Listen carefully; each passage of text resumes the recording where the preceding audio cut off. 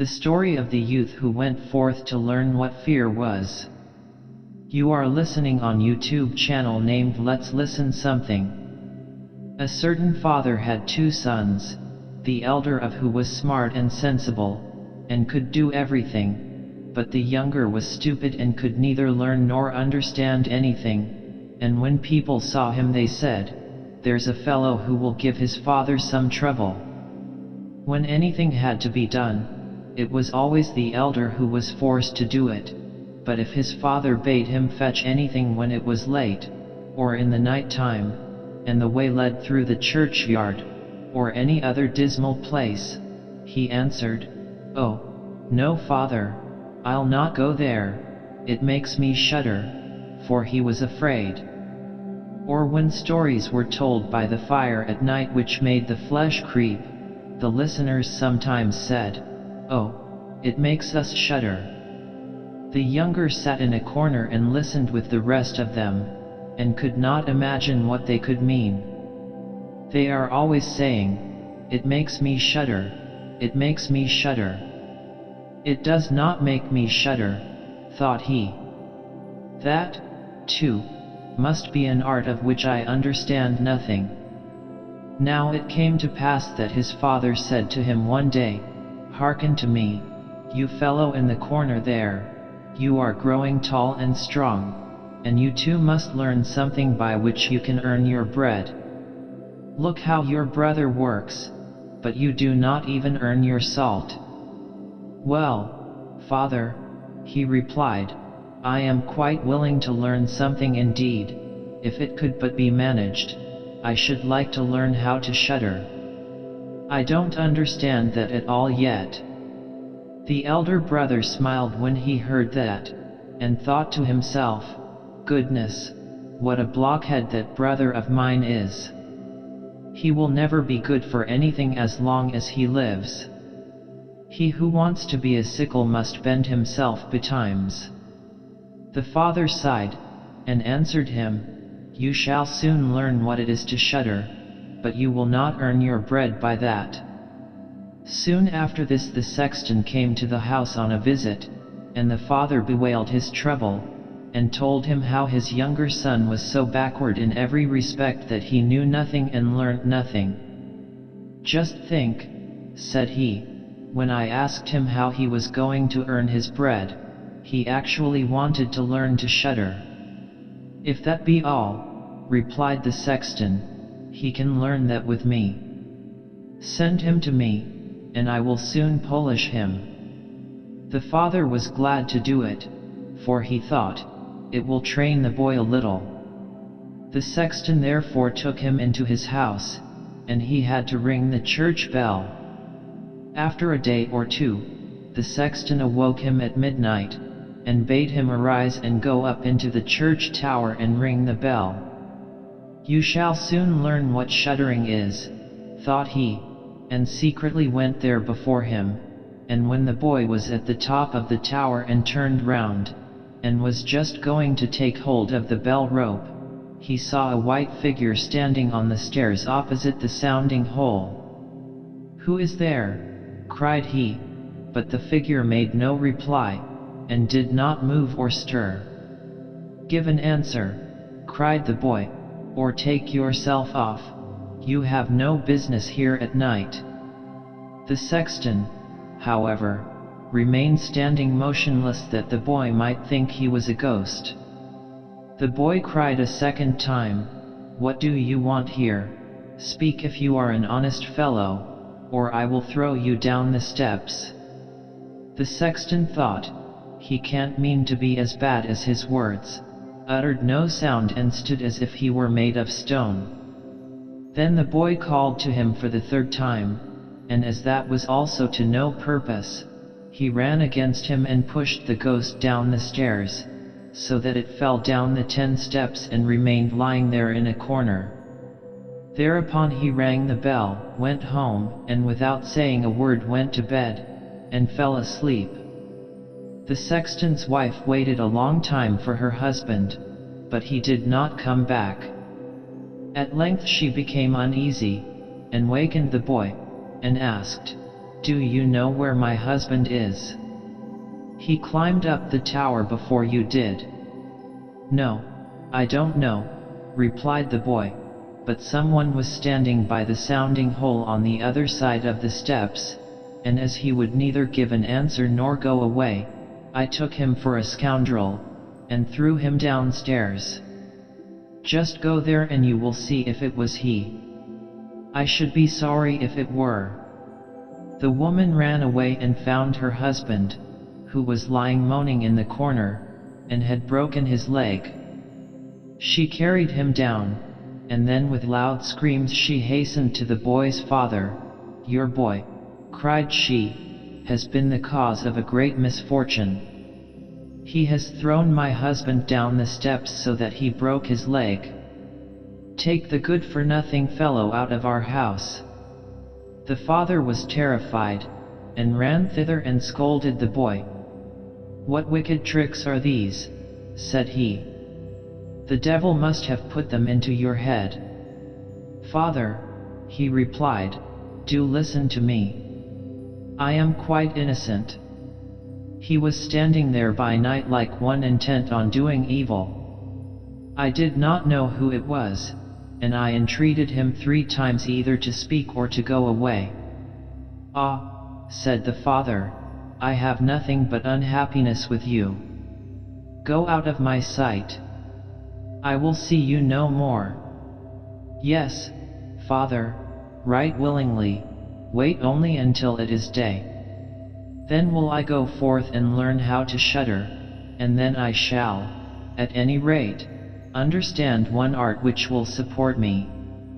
Learn what you will, spoke the father, it is all the same to me. Here are $50 for you. Take these and go into the wide world, and tell no one from whence you come, and who is your father, for I have reason to be ashamed of you.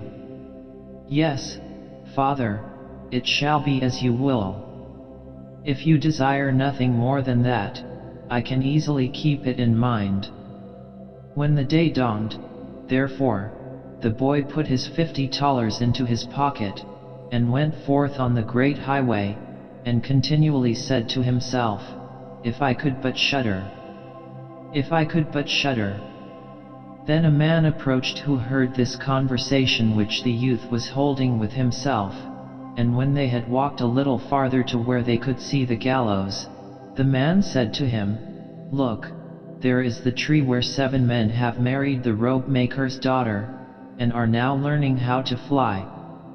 Sit down beneath it, and wait till night comes, and you will soon learn how to shudder. If that is all that is wanted, answered the youth, it is easily done, but if I learn how to shudder as fast as that, you shall have my $50. Just come back to me early in the morning. Then the youth went to the gallows, sat down beneath it, and waited till evening came. And as he was cold, he lighted himself a fire, but at midnight the wind blew so sharply that in spite of his fire, he could not get warm. And as the wind knocked the hanged men against each other, and they moved backwards and forwards, he thought to himself, if you shiver below by the fire, how those up above must freeze and suffer. And as he felt pity for them, he raised the ladder, and climbed up, unbound one of them after the other, and brought down all 7. Then he stoked the fire, blew it, and set them all round it to warm themselves. But they sat there and did not stir, and the fire caught their clothes. So he said, Take care, or I will hang you up again. The dead men, however, did not hear, but were quite silent, and let their rags go on burning. At this he grew angry, and said, If you will not take care, I cannot help you, I will not be burnt with you, and he hung them up again each in his turn. Then he sat down by his fire and fell asleep, and the next morning the man came to him and wanted to have the $50, and said, Well, do you know how to shudder? No, answered he. How should I know? Those fellows up there did not open their mouths, and were so stupid that they let the few old rags which they had on their bodies get burnt. Then the man saw that he would not get the $50 that day, and went away saying, Such a youth has never come my way before. The youth likewise went his way, and once more began to mutter to himself, Ah, if I could but shudder! Ah, if I could but shudder! A wagoner who was striding behind him heard this and asked, Who are you? I don't know, answered the youth. Then the wagoner asked, From whence do you come? I know not. Who is your father? That I may not tell you. What is it that you are always muttering between your teeth? Ah, replied the youth, I do so wish I could shudder, but no one can teach me how. Enough of your foolish chatter, said the wagoner. Come, go with me, I will see about a place for you. The youth went with the wagoner, and in the evening they arrived at an inn where they wished to pass the night. Then at the entrance of the parlor the youth again said quite loudly, If I could but shudder! If I could but shudder! The host who heard this, laughed and said, If that is your desire, there ought to be a good opportunity for you here. Ah, be silent, said the hostess, so many prying persons have already lost their lives, it would be a pity and a shame if such beautiful eyes as these should never see the daylight again. But the youth said, However difficult it may be, I will learn it. For this purpose indeed have I journeyed forth. He let the host have no rest, until the latter told him, that not far from thence stood a haunted castle where anyone could very easily learn what shuddering was, if he would but watch in it for 3 nights. The king had promised that he who would venture should have his daughter to wife, and she was the most beautiful maiden the sun shone on. Likewise in the castle lay great treasures, which were guarded by evil spirits, and these treasures would then be freed, and would make a poor man rich enough. Already many men had gone into the castle, but as yet none had come out again. Then the youth went next morning to the king, and said, If it be allowed, I will willingly watch 3 nights in the haunted castle. The king looked at him, and as the youth pleased him, he said, You may ask for 3 things. To take into the castle with you, but they must be things without life. Then he answered, Then I ask for a fire, a turning lathe, and a cutting board with the knife. The king had these things carried into the castle for him during the day. When night was drawing near, the youth went up and made himself a bright fire in one of the rooms, placed the cutting board and knife beside it, and seated himself by the turning lathe. Ah, if I could but shudder, said he, but I shall not learn it here either. Towards midnight he was about to poke his fire, and as he was blowing it, something cried suddenly from one corner, Oh, meow, how cold we are! You fools, cried he, what are you crying about? If you are cold, come and take a seat by the fire and warm yourselves.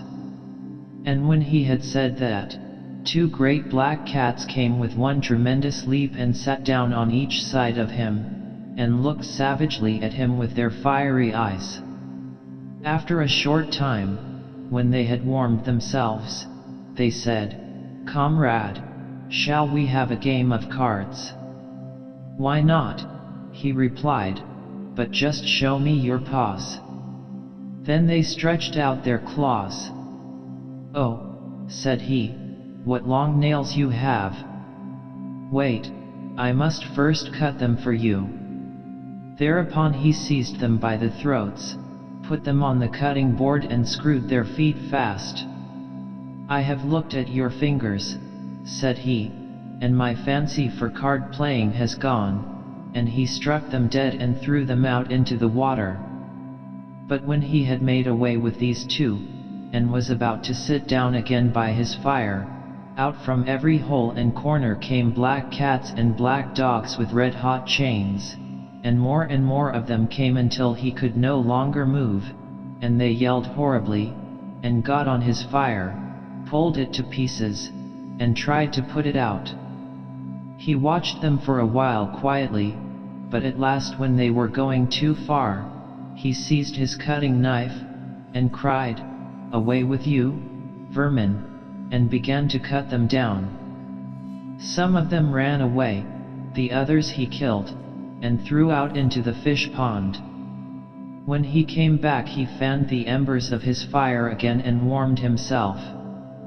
And as he thus sat, his eyes would keep open no longer, and he felt a desire to sleep. Then he looked round and saw a great bed in the corner. "That is the very thing for me," said he, and got into it. When he was just going to shut his eyes, however, the bed began to move of its own accord, and went over the whole of the castle. "That's right," said he, "but go faster."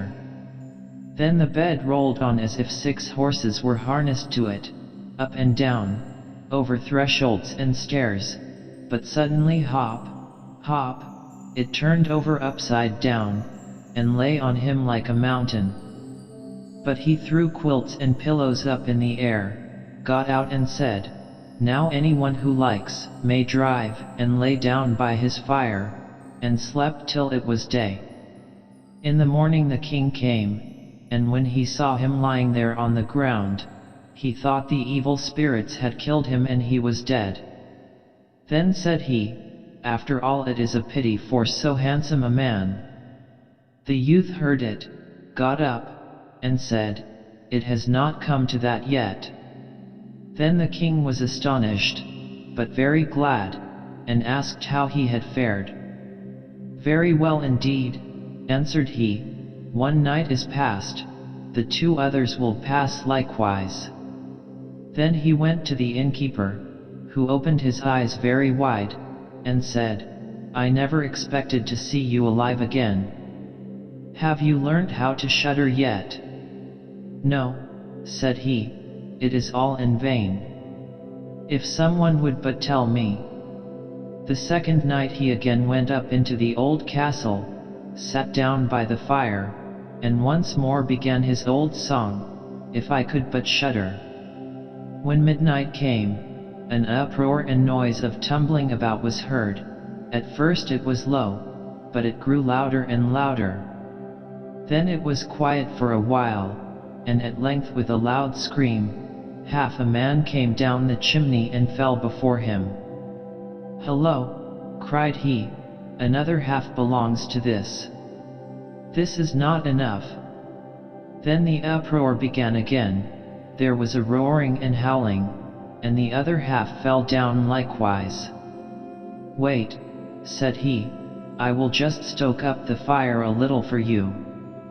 When he had done that and looked round again, the 2 pieces were joined together, and a hideous man was sitting in his place. "That is no part of our bargain," said the youth, "the bench is mine." The man wanted to push him away. The youth, however, would not allow that, but thrust him off with all his strength, and seated himself again in his own place. Then still more men fell down, one after the other. They brought 9 dead men's legs and 2 skulls, and set them up and played at 9 pins with them. The youth also wanted to play and said, "Listen you, can I join you?" "Yes, if you have any money." "Money enough," replied he, "but your balls are not quite round." Then he took the skulls and put them in the lathe and turned them till they were round. "There, now they will roll better," said he. "Hurrah, now we'll have fun." He played with them and lost some of his money, but when it struck 12, everything vanished from his sight. He lay down and quietly fell asleep. Next morning the king came to inquire after him. "How has it fared with you this time?" asked he. "I have been playing at 9 pins," he answered, "and have lost a couple of farthings." "Have you not shuddered then?" "What?" said he, "I have had a wonderful time.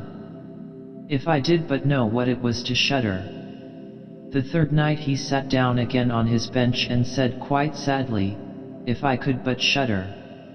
When it grew late, 6 tall men came in and brought a coffin.